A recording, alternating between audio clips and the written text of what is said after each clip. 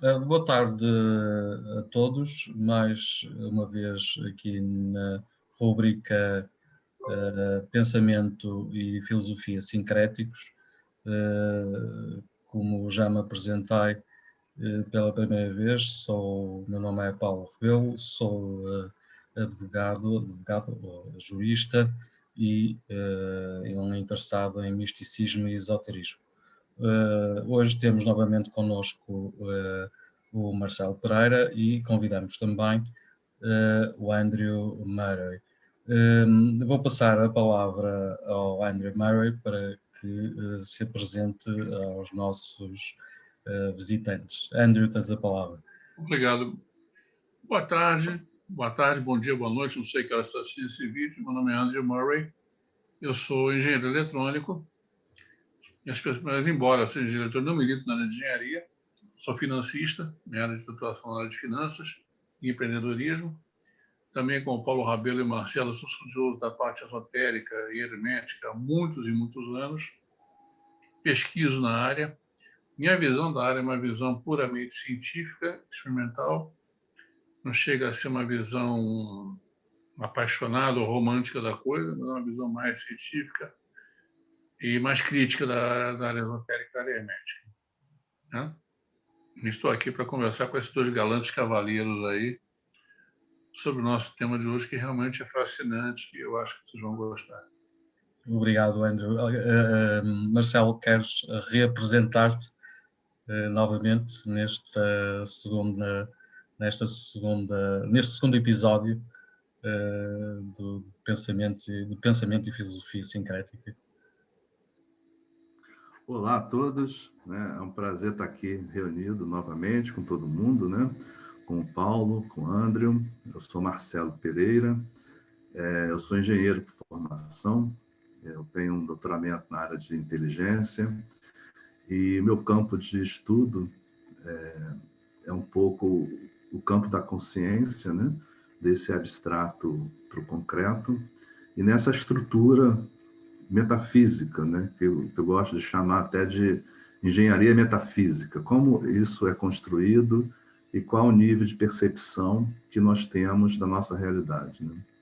Então, são temas que eu gosto muito e sou um pesquisador independente desses temas, com um viés também espiritual e um viés metafísico. Né? E é um grande prazer estar aqui com esses nossos dois irmãos, conversando sobre esse tema, que tanto nos suscita entendimentos e curiosidades, né? E no fundo, por mais que a gente estude, vocês vão ver que só muda o patamar das nossas dúvidas, né? A gente continua avançando, mas ainda com muitos questionamentos. Isso é bom, né? Mais questionamentos que respostas, né?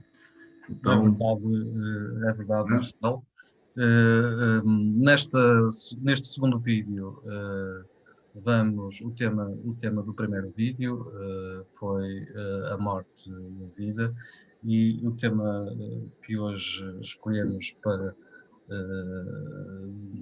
a nossa conversa é a geometria como matriz da vida. Quando refletimos sobre a realidade que nos rodeia e o mundo microscópio e macroscópio, se assim quisermos definir, o macro e o micro,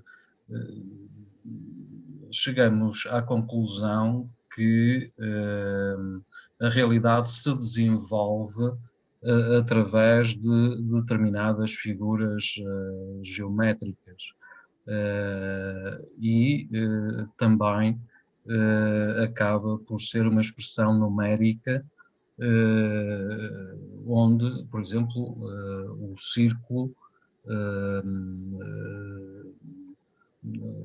que, se pensarmos num círculo, podemos pensar desde logo no raio, no diâmetro, no perímetro, como relações geométricas e matemáticas que estão inerentes ao círculo, como o π, esse número irracional e infinito.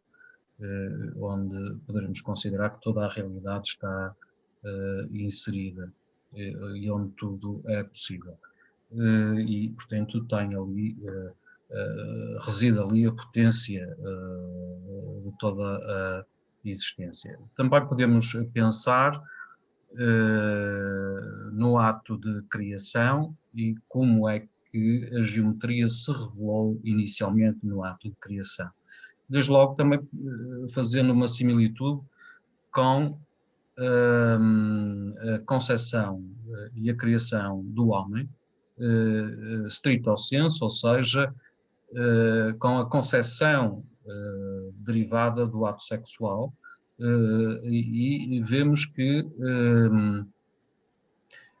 há um óvulo que é fecundado através de um espermatozoide, o óvulo como, digamos, potência, um óvulo diz logo um círculo ou uma esfera, como potência material,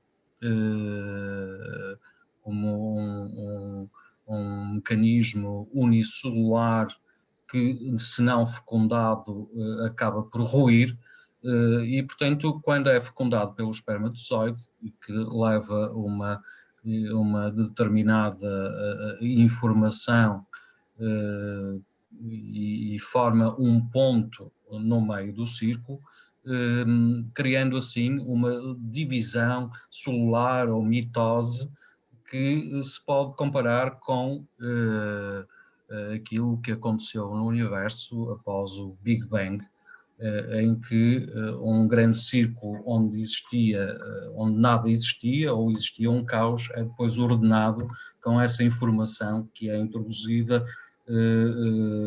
no óvulo. Para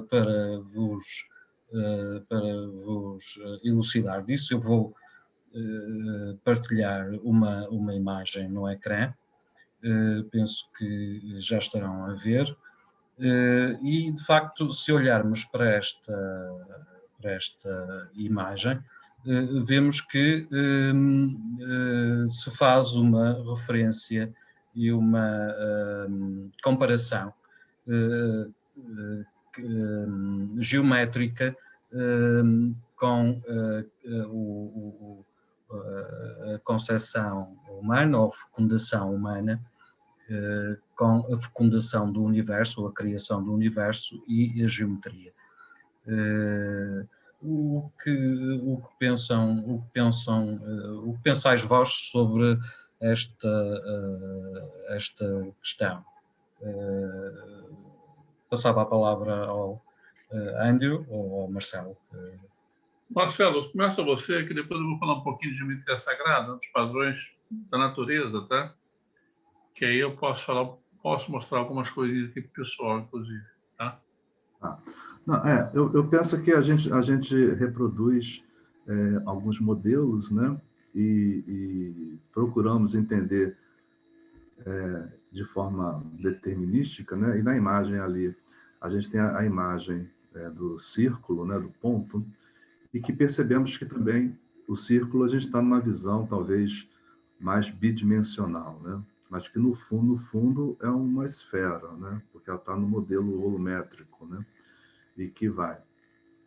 E que esse modelo, ele é um modelo que perpetua a criação desde o nível mais macro, né? Desde o universo, até o sentido mais micro que nós temos também, como foi mostrado ali na reprodução, né? de um universo, como também na criação da vida de uma célula, né? Mas ali eu chamo a atenção também para dois pontos importantes, duas energias. Uma é considerada a energia ativa, que é necessária ter e existir para que algo dê início, né? Que a gente poderia colocar como uma energia, vamos chamar de alfa, por exemplo, né? Uma energia ativa que precisa criar um movimento de criação.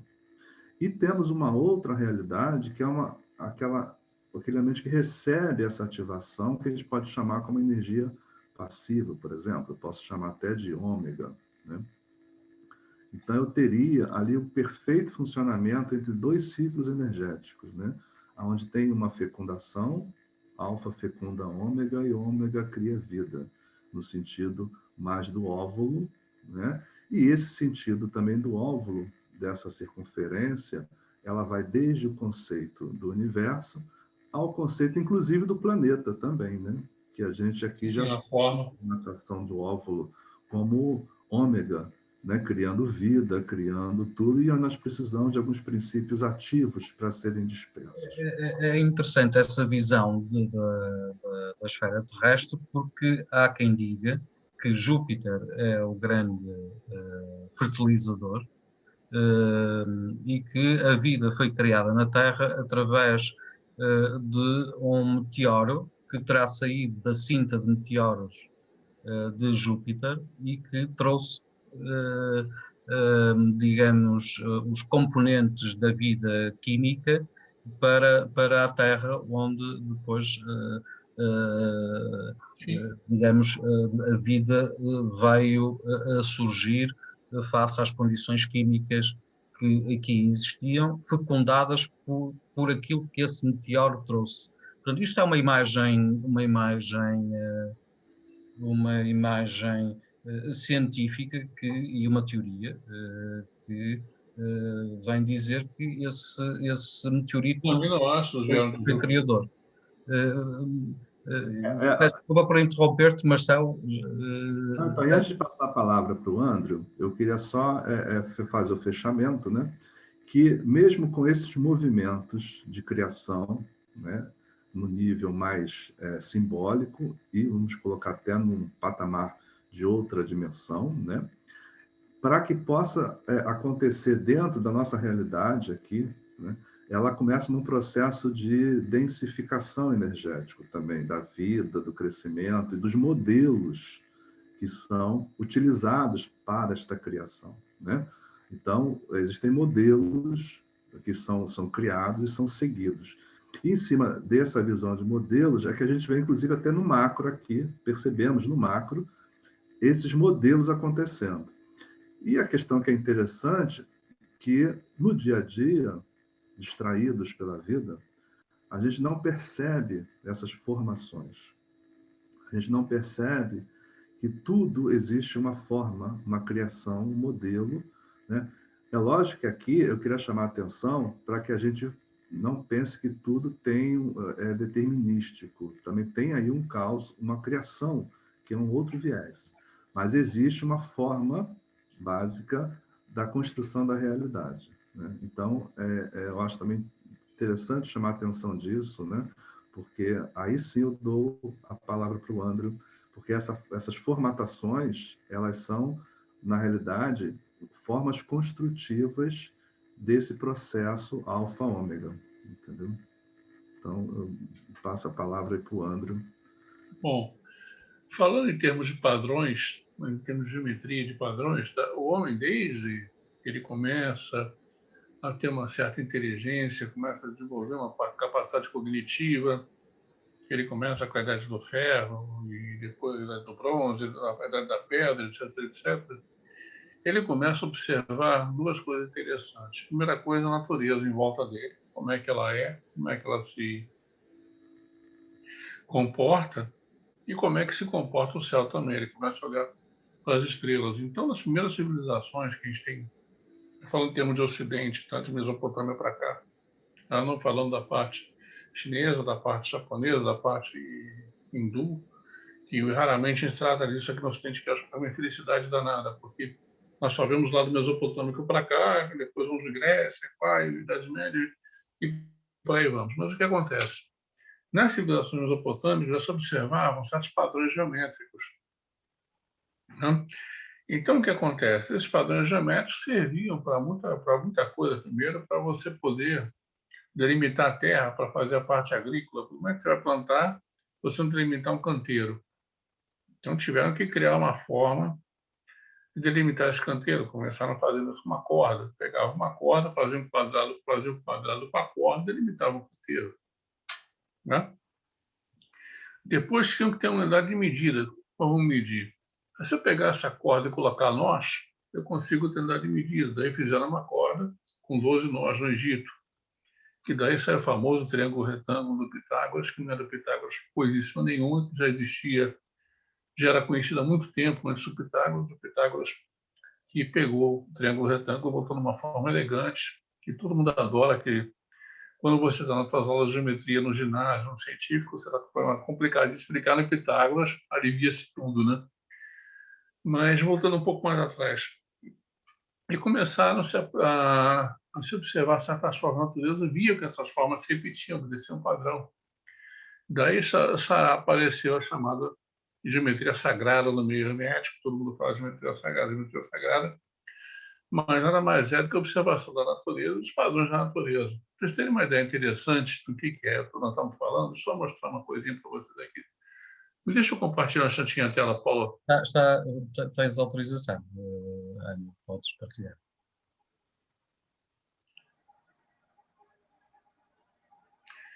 Isso aqui, meus amigos, Ainda não está partilhado. Ainda está, peraí, dá um escape aqui. Deixa eu compartilhar, peraí, deixa eu voltar no Zoom. Pronto. Compartilhar a tela, vamos lá. Aqui está o rapaz. Agora sim. Já vamos ver. Já está ainda. Para vocês terem uma ideia, isso aqui é um braço humano. Né? Repara as proporções que nós temos no braço. E isso se repete em qualquer ser humano. Seja ele alto, baixo, gordo, magro, negro, branco, pintadinho, amarelo, o que for. Isso aqui se repete. E nada mais é do que uma série de Fibonacci. 3, 5, 8, 13. Né? É uma série de Fibonacci. É um padrão que se repete em todo ser humano. E que tem uma relação com a chamada proporção áurea, que é o número 1,68 alguma coisa. E essa proporção áurea também é uma proporção que se repete em vários pontos da natureza, certo? E que tem esse nome em homenagem, tem esse nome, proporção áurea, por ser para os gregos deram esse nome, inclusive, né? Por ser uma proporção que se repete em vários pontos da natureza. Outra coisa interessante, que nós estamos falando de célula, né? Uma outra figura interessante é essa aqui. Antes, umas conclusões do Galileu, que a filosofia que está escrita nesse grande livro do universo, né? Continuamente aberto ao nosso escrutínio, mas que não pode ser compreendido menos que primeiro se aprenda a entender a linguagem, interpretar-se como ele foi escrito. E ele foi escrito na matemática. E as suas escritas são triângulos e outras figuras geométricas, sem as quais é humanamente impossível falar sequer uma palavra dele. Sem elas, fica-se vagando no labirinto escuro. Então, o que acontece? O nosso universo é permeado de formas geométricas. Começa aqui, por exemplo, que vocês estavam falando de célula, né? Olha aqui, que coisa interessante. Essa forma aqui, que é o S-Capices. E são o quê? 2 círculos entrelaçados, onde o diâmetro de um entra no diâmetro de outro, e forma essa figura aqui, no meio. Isso é o quê? É uma vulva. É o ponto de passagem de um mundo para outro mundo. E se você pegar isso aqui e repetir esse Vesca várias, 11 vezes, você vai ter o que se chama da flor da vida, que é justamente um símbolo parecido com o que vocês viram na multiplicação das células, que é isso aqui. Ó.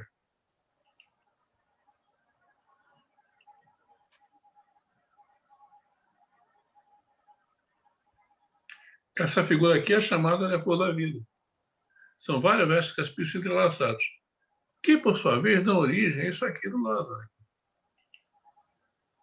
Que nada mais é que a árvore da vida da Cabala. Né? Agora, deixa eu compartilhar aqui para falar mais um pouco. O que acontece? Essa é a chamada que nós estamos vendo aqui, meus amigos, é a chamada geometria euclidiana, né? Que tratou de tudo até praticamente o começo do século XIX, quando tem uma ruptura que parte para a geometria de Riemann e outras coisas mais, outros tipos de pensamentos. Mas esse comportamento, você tentar medir a realidade pela geometria, transformar a realidade pela geometria. Isso é antigo, é muito antigo. É muito interessante aquilo que expuseste, Andrew, porque nos faz pensar que toda a realidade está sujeita a esse caminho de geometrização, ou seja, que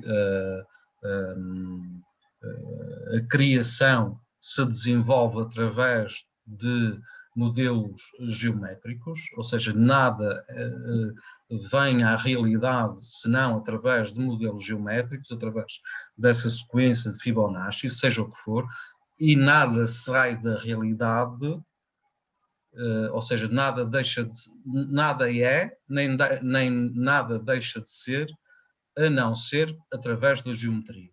Quer de uma geometria construtiva, quer destrutiva, ou seja, vamos supor um buraco negro, a sequência de Fibonacci vai criar uma espiral em que o modelo é de destruição e não de progressão construtiva. Digamos assim. Agora, a questão que se pode pôr e que por vezes eventualmente podemos questionar é se toda a criação obedece a essa geometria e estamos de alguma forma amarrados no nosso processo criativo, a nossa consciência, o nosso pensamento, os nossos próprios pensamentos são geométricos, são geridos por as nossas emoções, o que sentimos, as nossas dores, o nosso prazer, tudo é geometria. E tudo é matemática, e tudo é química e física. Digamos assim, tudo é ciência. Portanto, a nossa vida enquadra-se nessa... tudo o que é a nossa vida enquadra-se nessa flor da vida que mostraste. Agora, a questão está em saber inicialmente o divino ou o criador utilizou essa matriz, mas o pensamento do divino que utilizou essa matriz geométrica terá ou não terá geometria? O que é que eu quero dizer com isto? Essa energia criativa necessita de uma matriz para tomar forma. Seria a mesma coisa que como nós abrimos uma torneira, sendo aquela água que cai, a fonte vai cair quando pegamos num copo e a água toma uma determinada forma. Portanto, Deus é a fonte, é a água que corre, ou o receptáculo onde a forma, o receptáculo ou a geometria que lhe vai dar forma. E por vezes assalta-me essa questão que me parece interessante. Saber o que é o divino, se é energia ou a geometrização, o enquadramento dessa energia. Eu queria fazer uma colocação que eu acredito e entendo que essa fonte de Deus, essa divindade, ela é tudo, né? Ela é algo transcendente, né? Ela é a forma, é o vaso, né? E a própria manifestação em si. E eu queria apenas mostrar aqui 2 slides que eu separei também para botar mais subsídios. A gente fala um pouco assim da geometria divina, né?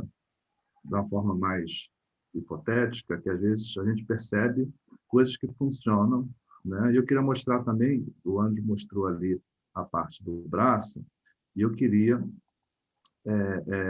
compartilhar aqui algumas questões para nossa conversa também, né? Então, aqui a gente tem, por exemplo, a partir do momento, né, da singularidade, temos uma manifestação que esse período do universo conhecido, aqui é um corte, né, mas se a gente for olhar, é uma esfera completa, né? E esse processo todo, que a gente chama de Big Bang, já traz para a gente algumas questões de perguntas, né? Quer dizer, essa singularidade, o que tinha antes, o que ela nasce, né? Para começar, mas começa um processo de formação da nossa realidade, que nós temos até hoje aqui nessa essa realidade, numa energia que foi sendo formatada e densificada, né? E esse processo construtivo de uma inteligência, de algo que acontece nessa energia até hoje, ela também funciona no mesmo padrão matemático, né? Eu tenho, por exemplo, no conceito de uma espiral, de uma galáxia, né? Eu tenho o conceito aqui da espiral do sistema solar e tenho o mesmo padrão espiral dos átomos, né? Então, a Sim, gente que foi, inclusive, a espiral de Bernoulli, né? também, então a gente tem um núcleo sempre com um movimento, né? Agora, o que eu queria colocar para a gente evoluir um pouquinho na conversa é assim: a gente percebe esse movimento aqui, né? Sem problema nenhum. A gente sabe do sistema solar, das constelações, todos os movimentos girando uns sobre os outros, né? Mas percebemos essas formatações da geometria sagrada, como o André mostrou também ali, eu trouxe um exemplo, mas quando vai se densificando numa forma padrão também. Exatamente. E aqui eu trouxe algo concreto, por exemplo, se a gente for falar dos nossos materiais hoje, né? Que, ao observarmos, eles estão rígidos, mas nós sabemos que eles estão em movimento lá dentro, que é igual ao macro. Mas o nosso campo de visão é uma visão estática. Então, eu tenho, na formatação Por da forma de geometria... 5 e vai fazendo uma espiral. Isso. Na geometria sagrada, eu tenho formas que, por exemplo, que os materiais são construídos também. Então, nós observamos os átomos todos interligados, mas se eu tirar uma célulazinha da matéria, do ferro, do aço, que eu tenho no portão de casa, por exemplo, né? Eu vou perceber que existe uma formatação nele. E quando eu olho esse material, na minha visão normal, por exemplo, no microscópio, eu percebo ainda a formatação da geometria sagrada, né? E quando o material é puro, por exemplo, aqui é um ferro, né? O elemento ferro, ele vai ganhando essas formatações. E eu posso, o homem, olha interessante, o homem vai colocando para construir a liga um outro material, né? Que é, no caso aqui, o carbono, e vai misturando, mas não é natural. A gente está mexendo nisso, mas não é natural, porque a geometria natural tem uma Essa aqui. forma original. Então, quando a gente se movimenta, essa aqui que é a questão, a gente, quando interfere na criação, sem pleno conhecimento, né, a gente constrói algo também, que está construindo, mas não é, perene, não é suportável. Por exemplo, em termos de materiais, para ser bem concreto, eu tenho os cubos formatados com material puro, e quando eu vou colocando ligas, para fazer as ligas das construções normais, eu vou colocando, aqui no caso é carbono, eu vou entrando com os elementos dentro dos átomos e criando interferências, né? E, por exemplo, se eu pegar esse produto que eu gerei, fizer um resfriamento rápido, eu vou criar essa estrutura. Tem um nome que a gente chama até de martensita na engenharia. Mas perceba que eu transformei de uma forma construtiva, padrão, original, regular, né? Estruturada, para uma forma irregular, caótica. Marcelo, se me permites, se voltarmos não te importas de retirar obrigado. Pegando no que vens de dizer, que me parece extraordinariamente interessante, a nossa própria capacidade de criação e de miscigenação de padrões geométricos, criando novos materiais, e aliás, pegando naquilo que o Andrew aqui disse relativamente à miscigenação de metais, que foram, digamos assim, padrões históricos, a idade do ferro, a idade do bronze, a miscigenação entre o cobre e o ferro,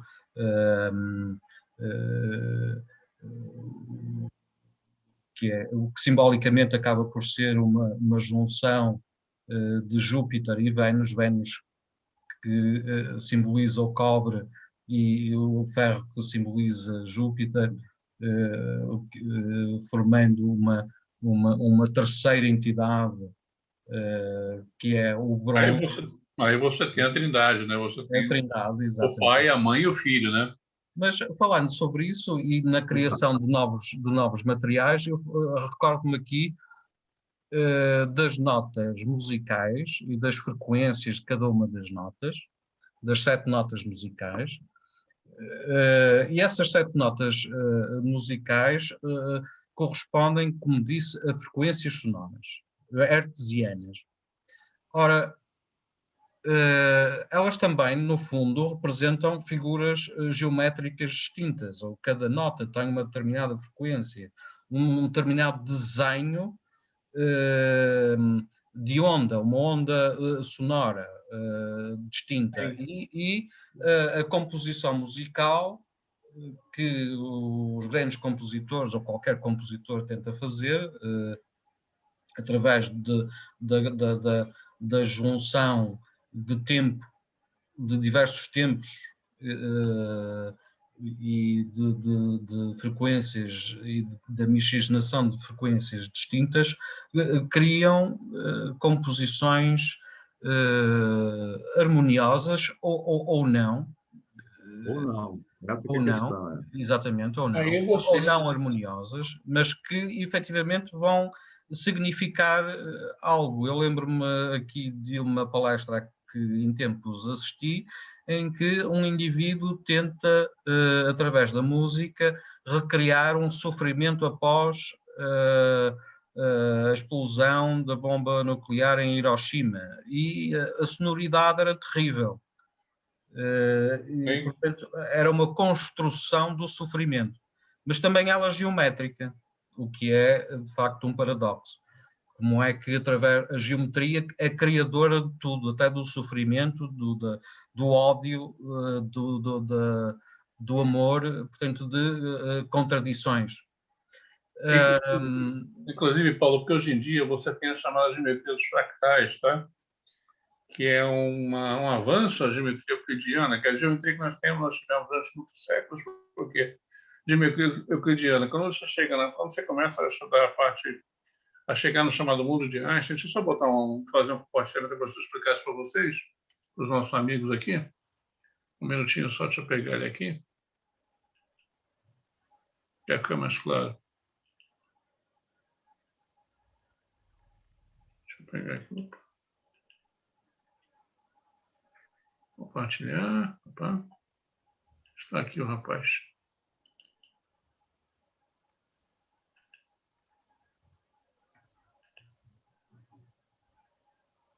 Esse aqui seria o mundo visto por Albert Einstein, tá?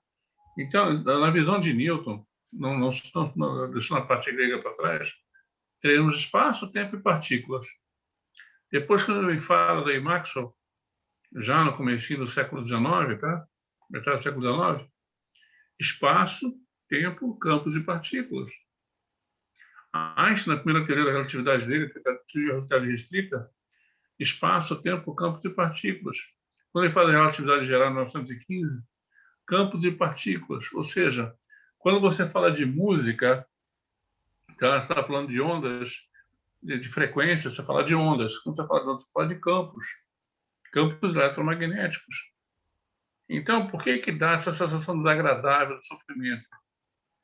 Porque ele está trazendo no campo dele toda uma frequência de vibração que a tua percepção, o teu aparelho receptor aqui, está interpretando como o quê? Como sofrimento. Como você pode ter uma nona sinfonia de Beethoven, na Ode à Alegria, tá? Que te dá uma sensação de êxtase. Por quê? Porque o teu aparelho, o campo que ela gera, a onda sonora que ela gera, te dá uma interpretação do quê? De de êxtase, de uma frequência boa, a vibração do bem, provavelmente, tá? Tudo que nós percebemos, tudo que o nosso aparelho consegue perceber, vai estar interagindo com o quê? Com campos eletromagnéticos, que interferem com essas partículas, que formam toda uma química, um nível de sensação que dá as sensações que nós temos. A própria luz que a gente enxerga a variação de cor em função da frequência da luz que nós temos na frente da gente.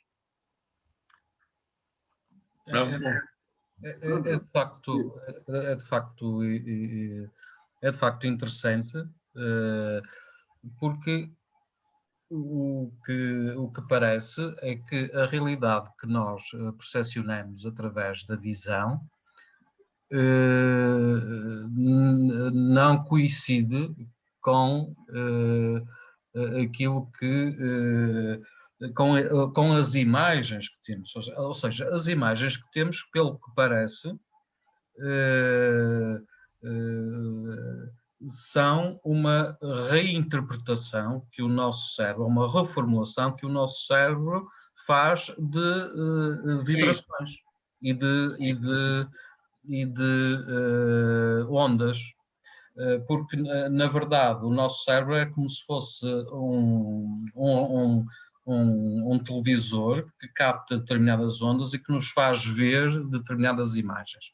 Essas ondas vibracionais entram pelos nossos sentidos, quer pelo tato, pelos 5 sentidos que temos, tato, olfato, visão, audição, gosto. Portanto, são apenas meros receptáculos,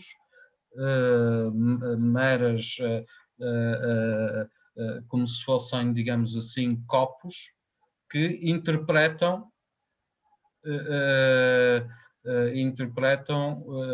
a água que neles entra portanto, dão-lhes uma imagem. Mas, na verdade, essa imagem é uma imagem construída pelo nosso cérebro e não coincide com a realidade, a verdade, com aquela que se chama a verdade. Sendo certo que nós também emitimos frequências, ao falarmos e ao estarmos aqui os três em conjunto, vemos-nos uns aos outros, mas aquilo que estamos a ver não é a verdadeira nossa realidade, porque nós próprios, ou o ser humano, também é um conjunto de frequências, ou emite uma determinada frequência. Portanto, nós somos um complexo. Será que nós somos um complexo de frequências e, portanto, um complexo geométrico? Cada homem, cada ser individual é um complexo geométrico? Parece que sim, não é? Não, cada ser individual. Desculpa, Marcelo, deixa eu falar. Marcelo, segue em frente. É interessante, eu também queria fazer a ligação com o que o André apresentou, né? Que depois, na apresentação que o André compartilhou ali em 1915 com Einstein, é a época exatamente que depois vem discutindo aquele ponto que ele colocou do campo partícula. A gente começa a discutir o campo de partícula ser onda também. Então, a gente começa a entender que, ao mesmo tempo, tanto é onda como partícula, né? Então, a física quântica ela vem mostrar e explicar um pouco esse processo que a gente entende que são as ondas que constroem a partícula. E essa forma que você agora colocou, né, que se somos ou não um campo geométrico, ele tem a ver também, como eu mostrei antes lá, a realidade ela é geométrica, porque você vê até os materiais que a gente toca são geométricos, né? Mas a gente não percebe isso, a gente está vendo uma outra ótica. E essa ótica de ver a vida é justamente o óculos que cada um vai ter, porque você pode ter, e no teu campo como jurista, né, o mesmo fato, colocando para 5 testemunhas, cada qual vai descrever de forma diferente, né? Então, a vida ela acaba sendo, apesar de toda essa construção geométrica, apesar de toda essa cocriação, que nós temos capacidade de cocriar também, essa nossa realidade, através dessas ondas, mas a forma de interpretação da vida, dessa realidade, vai depender do óculos que você usa. Então, quer dizer, hoje já se sabe que nós somos constituídos de ondas frequenciais, né? Se for pegar um microscópio e a gente olhar no microscópio o nosso corpo, você vai ver que lá no fundo são as células, depois tem os átomos, vai chegar no vazio, né? E esse vazio, o que é o vazio? Né? A gente até hoje sabe que é o vácuo quântico, são as ondas que fazem a construção desse processo que a gente toca. Né? Agora, essa construção, assim como a fonte lá atrás que a gente viu do ômega no alfa, da construção, nós também fazemos essa construção como parte dessa fonte que somos. Então, também nós construímos dentro de padrão geométrico. Né? E a forma de construção também é acompanhada por um padrão geométrico, inclusive da nossa realidade, do nosso corpo. Né? E é lógico, quanto mais a gente se aproxima desta frequência do campo zero, da criação, você vai construir coisas mais próximas da criação, em termos de perfeição. E quanto mais distante a gente estiver desse campo zero, mais distorcido. Mais distorcida é a criação, como eu quis mostrar ali nos materiais. Né? Onde você não deu tempo da criação funcionar naturalmente, você interveio e criou uma estrutura disforme. É lógico que essa estrutura, no campo da aplicação, tem sua aplicação, porque ela é mais dura, é bruta, né? E vai servir para materiais mais duros. Mas na nossa vida também é assim. Né? Quando a gente interfere na criação, nas nossas ações, né? Você vai interferir de acordo com a tua forma de ver a vida.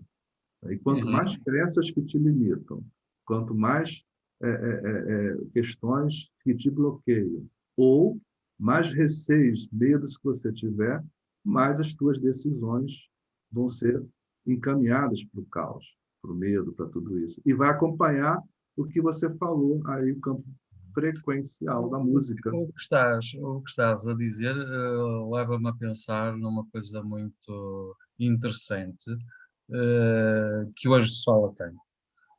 Mas eu não sei, mas antes disso, Andrew, não sei se queres comentar. O que eu queria comentar é o seguinte, estamos falando de frequência de campos, tá? Nós somos formados de átomos,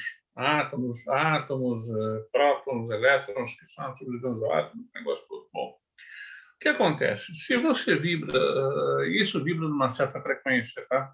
Daí estamos nessa dimensão hoje, a terceira dimensão. Nós percebemos a terceira dimensão e, em função da frequência que nós vibramos, estamos nessa frequência. Tá? A gente consegue ter a percepção da consistência das coisas, da realidade, etc, etc. Se você vibrar em outra frequência, você vai entrar em outra realidade, ou chamar outras dimensões, hipoteticamente. O Hawkins, inclusive, fala disso, né, nos trabalhos dele. Stephen Hawkins fala disso. Inclusive, só para comentar, que a gente fala muito no esotérico, no místico, etc, etc. Não existe isso. Existem outras dimensões que são acessadas através do quê? De outras formas de vibração, de outras frequências. Um exemplo interessante disso. Isso é um negócio, isso não é lenda urbana, é uma coisa que existiu mesmo. A Marinha Americana, numa época, isso nos anos 60, anos 70, eles fizeram uma experiência de pegar navios, pegaram um destroyer, né?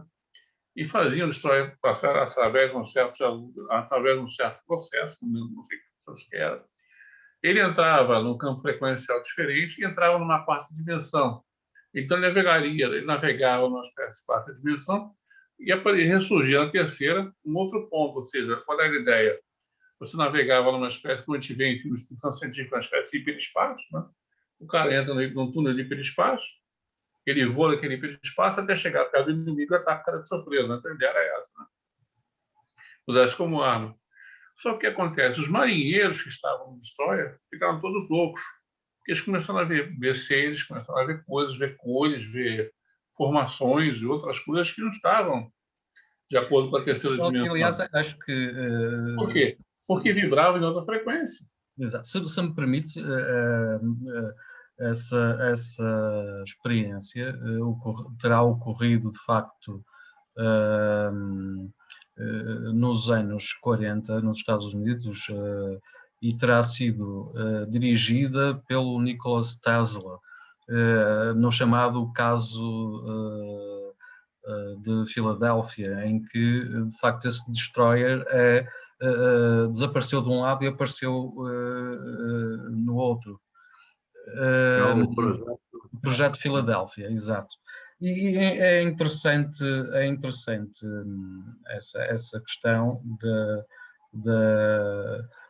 porque isso leva-nos a pensar no teletransporte e, portanto, leva-nos a pensar que nós podemos ser reduzido a uma informação matemática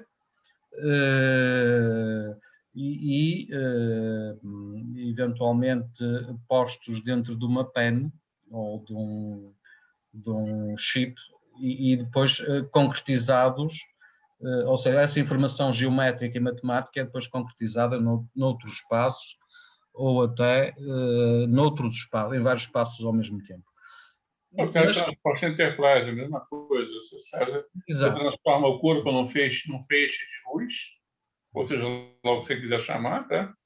Você desintegra ele padrão geométrico, faz um outro padrão, depois reintegra esse padrão de moléculas em outro lugar. Sim, aliás, a informação pode ser transmitida... Que a gente estava falando um pouquinho antes de começar aqui, exato. Né? A informação pode ser transmitida através da transferência da consciência. Né? Exato. Através de um raio laser codificado, podemos transmitir a informação relativa a uma cidade inteira e reproduzi-la noutro local. Agora, a questão que eu há bocado levantava e vinha em sequência também do que o Marcelo disse e que tu também disseste, Andrew, esta a questão vamos lá ver, a humanidade neste momento no seu conjunto, no seu coletivo, pode vibrar e transmite no conjunto de vibrações individuais uma vibração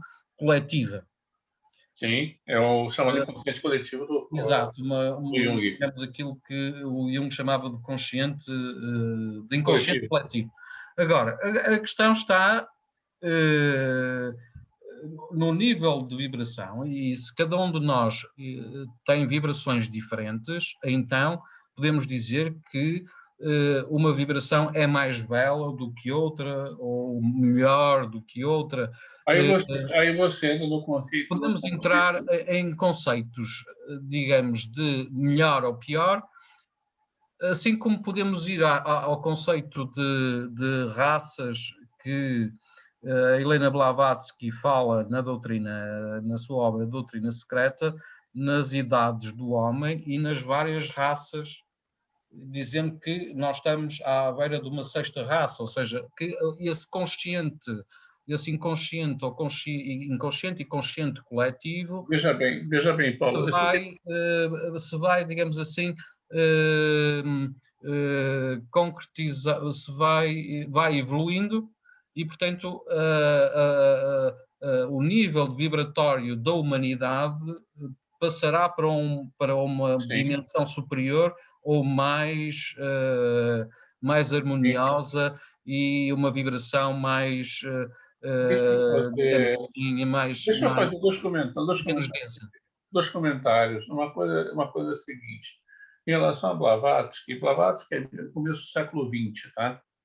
O que ela falou em termos de raças naquela época, pouca gente pode ter entendido, mas hoje é perfeitamente factível. Com o conhecimento que nós temos hoje de antropologia e de arqueologia, tá? É muito factível que tenham existido várias raças humanas, entre aspas, antes da atual. É perfeitamente factível isso, tá? Tirando todo o viés religioso de dilúvio, de Gênesis, etc. Em termos científicos, é perfeitamente viável isso, tá? Perfeitamente viável que tenha havido modificações genéticas entre essas raças também, no questão evolutivo. Só indo um pouco do Darwin, tá? Outra coisa, tem uma série que passou nos anos 90, chamada Babylon 5, tá?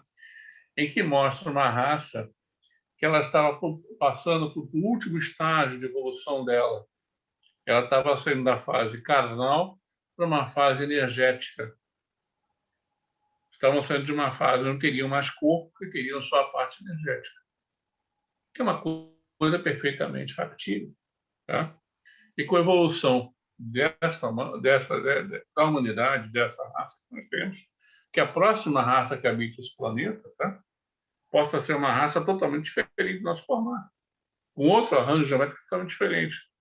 Pode ser um cara azul, com a cabeça do tamanho do bonde, uma cabeça fininha, tipo o ET que a gente está vendo, ou um cara que seja metade energia, metade carne, vai saber. É uma questão evolutiva, como o Marcelo falou. Aliás, na antroposofia O Steiner. do Rudolf Steiner, isso é falado relativamente, digamos, à evolução dos padrões de vida, da chamada vida, que evoluíram de acordo com padrões de qualidade de consciência. Inclusive, você interpretar que o planeta é um elemento vivo, a Terra é um ser vivo, tá? E está em evolução, quem habita o planeta vai evoluir junto com o planeta. Claro. Tá? Se levar por esse prisma, tá? Aí você fala, por que Marte está deserto? Por que a Lua está deserta? Por que Júpiter é deserto? Não é que é deserto. A gente atingiu um estado de evolução e não tem mais uma vida física como a gente conhece. Pode ter forma de vida que nós não conhecemos. E não vive numa terceira dimensão, assim, numa quarta. Podemos dizer, será que podemos dizer que a consciência, e parece-me que sim, que a consciência determina a geometria criada? Ou seja, a minha consciência vai determinar o que eu vou percepcionar e eventualmente vai-me levar a percepcionar num mundo ou numa dimensão diferente se a minha consciência evoluir e passar a produzir funções matemáticas e geométricas mais complexas ou menos complexas de acordo com aquilo que se entende ser a evolução. O que é que te parece, Marcelo? Eu penso, assim, que a gente levou a conversa para um patamar, né, onde você começa a discutir quem são esses engenheiros da vida, da construção. Sim, os meta-engenheiros, né? Exatamente isso, né, quer dizer, mas se você está sendo o manipulador desse objeto construtivo, aonde o nosso corpo ele possui programas, formatações pré-definidas, né? Quer dizer, e aqui na Terra, por exemplo, sendo um elemento vivo, a gente pode entender como um campo de vivência dessa consciência num corpo com um determinado padrão, né? E dentro do projeto, do tema, né, do tema de hoje, da geometria construtiva do universo, esses engenheiros também que constroem coisas de vida, inclusive formas, né, que utilizam o padrão geométrico para a construção de plantas e pedras e pessoas, o nível de ação nesta geometria vai variar de acordo com o nível de consciência de cada ser, de cada existência, né? Porque se voltarmos lá no início do processo da transcendência, onde você levantou a questão se a fonte é a forma, é o cálice ou é o elemento, né? No fundo, se a fonte é tudo, mesmo quem está criando estas formas, também é a própria fonte. O que vai diferenciar é o nível de densificação que essa consciência está manifestada e que vai permitir que ela tenha maior ou menor manipulação destas formas. Sim. Né? Então, quer dizer, se você está num campo dimensional diferente, numa dimensão diferente, você pode manipular a forma diferente. Aí eu trago uma outra variável, que é as leis específicas de cada dimensão, né? Se a gente está aqui na terceira dimensão, né, a minha manifestação como consciência, apesar de ter esse conhecimento, Eu tenho restrições físicas que fazem que aquela construção talvez seja mais limitada ou mais lenta.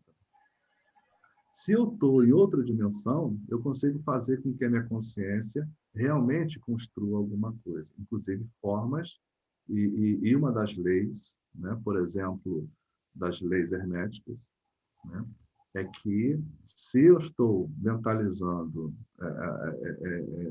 a mente cria, né, o que eu estou pensando, inclusive no campo astral, né, que é outra dimensão, e já são outras leis.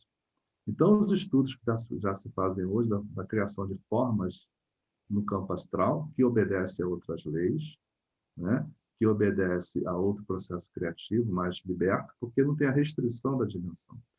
Então, a consciência, no nível, vamos botar entre aspas, evolutivo dela, ela está mais autorizada a construir coisas, né? Então, essas raças que a gente está falando, e eu defendo essa tese, que existem também consciências em outro patamar que atuam em modificações genéticas, por exemplo, em filamentos de ADNs, né, para fazer a construção da forma. Mas todo esse processo é baseado em formas pré-definidas, né? E a gente vai caminhando nesse processo evolutivo. Mas a forma geométrica que cria o universo, ela é manipulável de acordo com a consciência e de acordo com a dimensão que está se manifestando. Sim. Né? E vai obedecer às leis. A propósito do que estamos da nossa conversa, muitos dos nossos espectadores e nós próprios refletimos sobre a questão do envelhecimento, portanto, da destruição, digamos que, progressiva da forma.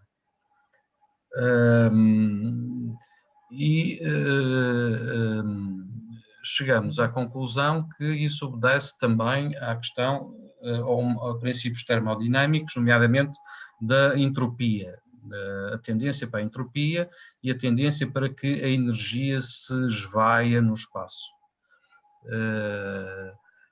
Portanto, há deterioração da forma geométrica ou da nossa frequência, como que quando tocamos uma nota num piano, a nota dura tem uma intensidade inicial superior e vai decaindo ao longo do tempo musical, digamos assim. A vibração vai decaindo. Portanto, há uma entropia, uma deterioração da vibração.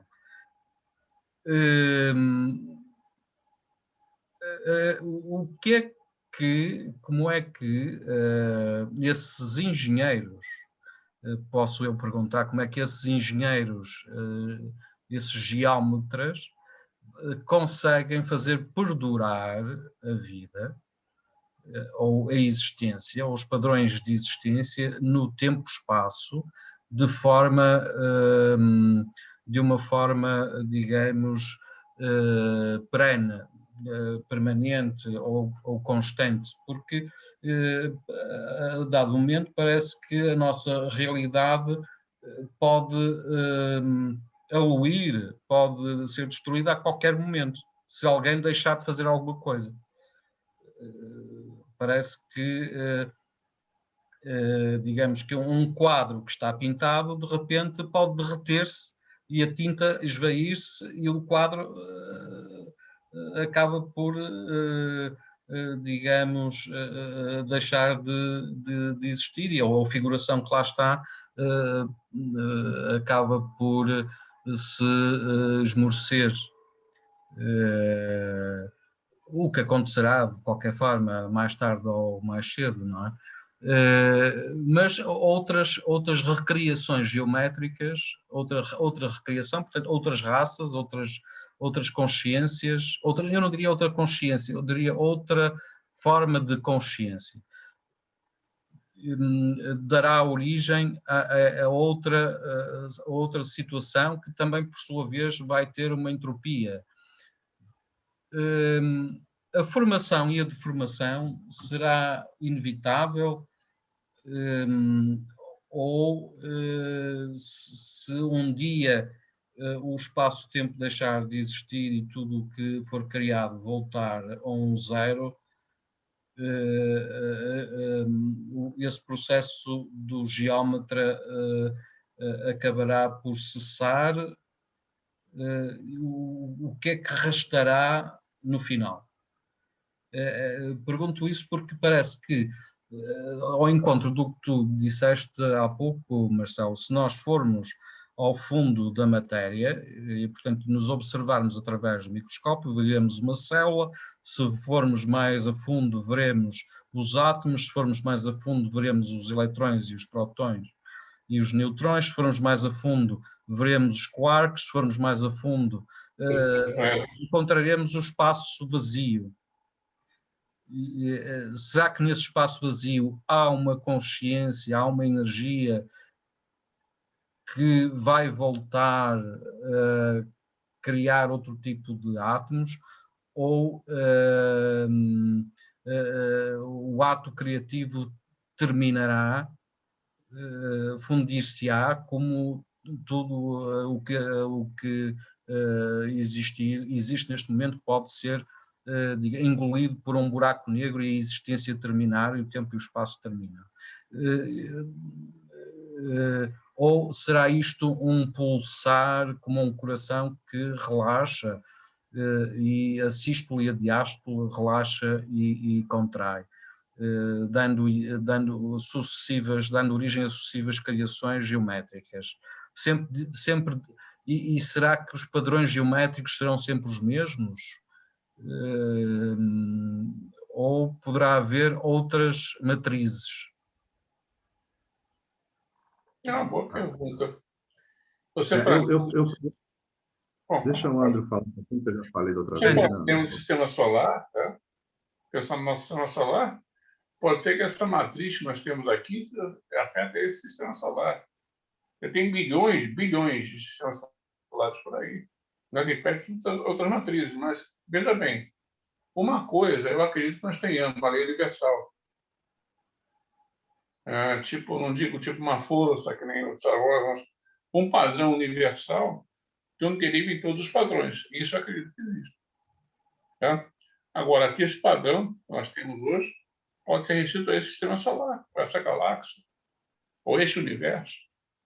Não podemos esquecer que no próprio trabalho do Hawkins, ele fala que existem outros universos. Então, no multiverso, você pode ter um padrão totalmente diferente disso aqui. A nossa matemática que nós conhecemos hoje, todo padrão matemático que nós conhecemos hoje, vale aqui, está valendo até agora. Pode ser que se encontrarmos uma outra raça, de outro planeta, de outra galáxia, você fala, não, o que vale é o meu, porque eu estou ultrapassado. Então, toda a nossa científica pau, vai para o espaço. Tá? Mas o padrão está valendo até agora. Ele funciona. Funciona que estamos aqui, estamos conversando, o planeta tem vida, está operando e tal. Mas nada impede, Paulo, que existam outros padrões. E outros níveis de consciência e outros tipos de consciência com padrões geométricos, seja lá o que for, totalmente diferente do nosso. Nada impede. Na minha visão, nada impede que exista. Ou seja, pode haver vários matrixes, digamos assim. Sim. Nós somos uma... Olha, veja bem, vamos fazer a coisa de cima para baixo. Dentro desse universo, nós somos uma amostra do que é esse universo. Não quer dizer que somos a população inteira do universo. Somos apenas uma amostra. Pode ter várias amostras distintas, pode ter estatísticos, certo? Num outro universo, pode ter vários outros tipos de amostras, outros tipos de coisas. Sabe? Até onde a nossa compreensão chega hoje, até onde nós conhecemos hoje, nós temos a concepção. Agora, pode ser que com o avanço da ciência, a gente fazendo contato com outras civilizações, ou com outras dimensões, ou com outros universos, tá certo? A gente consiga enxergar outros padrões. Tem um filme bem interessante na Amazon Prime chamado The Man in the High Castle, onde ele fala da Segunda Guerra Mundial num cenário que os nazistas ganharam a guerra, que eles bombardearam Washington com a bomba atômica, ganharam a guerra. E dominaram o planeta inteiro junto com os japoneses. Né? Só que tem alguns viajantes que vêm de outro universo paralelo, que é o nosso universo atual, onde eles perderam a guerra. E eles trazem filmes desse universo paralelo para o universo onde está o Terceiro Reich instalado como potência mundial, né? E mostra que outro universo pode ser outra coisa que os caras fazem. Eles começam a construir uma ponte, um tipo de uma máquina para poderem invadir os outros universos. Quer dizer, tudo é possível, gente. Tudo é possível. Tá? E agora eu penso assim, o Paulo levantou uma questão também interessante, que é a entropia da forma, né? Quer dizer, a durabilidade da forma. Né? Eu penso que a forma, quando construída, ela é construída para um determinado fim e um determinado objetivo também. Né? Então, por exemplo, a gente percebe que, naturalmente, esse ciclo, esse respiro do universo, né, ele funciona e a gente, sem perceber muito, está envolvido nisso. Por exemplo, se eu tiver alguma coisa sem cuidar, sem manutenção, ela vai se deteriorando e retorna ao universo. Né? Que é a questão da corrosão, por exemplo. Né? Se eu tiver uma casa, uma habitação, uma morada, se eu não cuidar dela, ela vai se decompondo. Sim, vai. Né? Então, as formas criadas, elas acabam tendo um tempo útil de existência também. Existe uma entropia própria nessas formatações, né? Onde a gente aí discute o conceito da eternidade, né? Do infinito. Exatamente. Onde a permanência da infinitude é só a fonte que tem. Né? Todas as formas criadas, elas atuam no campo mais finito, com determinado objetivo e tal. E penso também, no que o Andrew estava colocando agora, me fez refletir, que a gente tem um processo geométrico mais ou menos conhecido, né? Onde a gente percebe que algumas formas são construídas por círculos, esferas, tetraedros, né? Triângulos. Algumas figuras geométricas, né? Inclusive, volume, inclusive. Mas a gente esquece que outras formas geométricas estão contidas no universo e convivem com a gente normalmente. Por exemplo, se a gente até atravessar um som, um atrito, né, em uma superfície, você colocar ali, por exemplo, algumas partículas, você vai ver que elas vão formar uma figura geométrica específica daquela frequência, daquele som ou daquela música que eu estou escutando. Quer dizer, eu posso passar um atrito numa superfície e colocar limalhas ou areias em cima, né? E passar uma frequência e elas vão se alojarem, se formatarem numa forma geométrica. E é diferente da forma geométrica que a gente está acostumado a ver. A propósito disso, deixa-me mostrar aqui um vídeo. Isso. Que tenho aqui. Então, esse ponto já nos chama a atenção para outras formas geométricas. Que a gente... Vamos ver aqui este exemplo.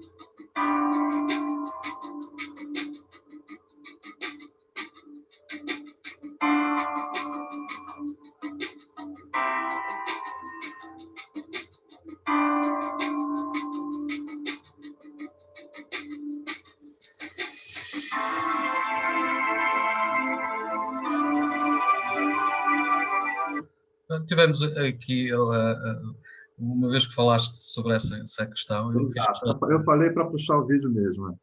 Foi essa a ideia de mostrar, porque a gente percebe que existem outras frequências. Nós estamos imersos a um mundo, né, frequencial e com as formas geométricas, né, diferentes, às vezes, do que a gente está acostumado a perceber.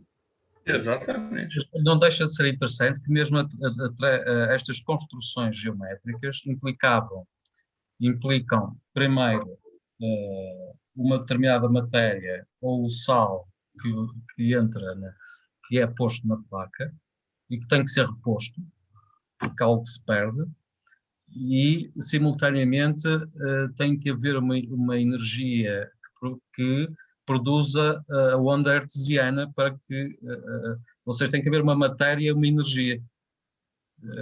Vamos voltar à questão do alfa e do ômega, e vamos voltar à questão da energia que precisa de uma forma.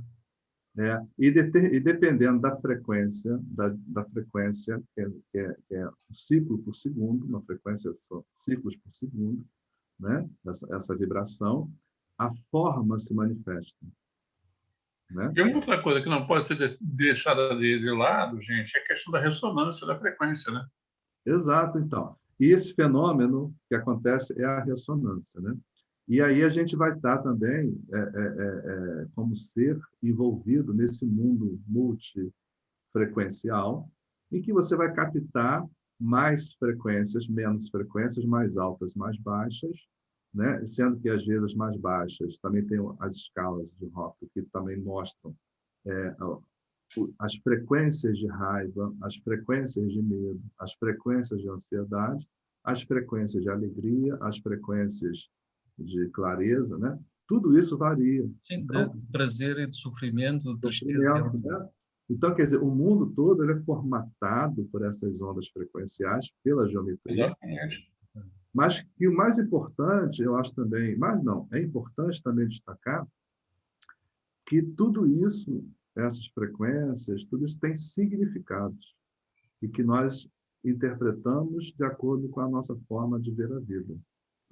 Quer dizer, essas frequências que foram passadas no vídeo, elas existem, estão por aqui no universo. E a gente pode perceber ou não, né? Depende da gente. Mas elas existem. Correto. Né? E assim é o nosso óculos de ver a vida.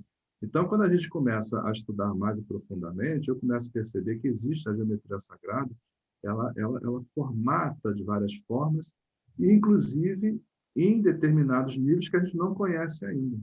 Correto. Exatamente. Andrew, para concluirmos esta agradável conversa, queres tirar uma conclusão ou emitir o teu pensamento final?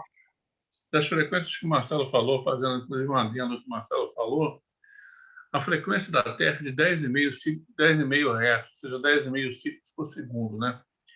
Os atabaques no terreiro, eles batem, eles vibram na mesma frequência da Terra.